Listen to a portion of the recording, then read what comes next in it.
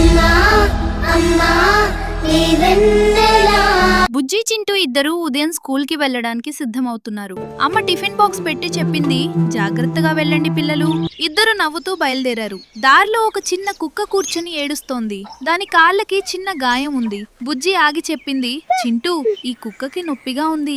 చింటూ అన్నాడు, మనకి లేట్ అవుతుంది బుజ్జి, స్కూల్ కి వెళ్ళాలి. అప్పుడే రాము తాత అక్కడికి వచ్చాడు. కుక్కను చూసి మెల్లగా అన్నాడు, పాపం, దీనికి సహాయం కావాలి. బుజ్జి వెంటనే తన వాటర్ బాటిల్ తీసి కుక్కకి నీళ్ళిచ్చింది. తాత దగ్గర ఉన్న గుడ్డతో కుక్క కాలి గాయాన్ని కప్పాడు. కుక్క తోక ఊపుతూ ఆనందంగా చూసింది. చింటూ అప్పుడన్నాడు, మనకి కేవలం 2 నిమిషాలే పట్టింది కదా తాత.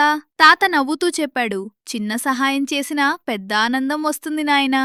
ఇద్దరూ స్కూల్ కి చేరుకున్నారు. ఆ రోజు క్లాస్లో టీచర్ అడిగింది, ఈ రోజు మీరు చేసిన మంచి పని ఏది? బుజ్జి లేచి చెప్పింది, మేమొక కుక్కకి సహాయం చేశాం టీచర్. టీచర్ నవ్వుతూ చెప్పింది, అదే నిజమైన చదువు. సాయంత్రం ఇంటికి తిరిగి వస్తుంటే ఆ చిన్న కుక్క మళ్లీ ఎదురైంది.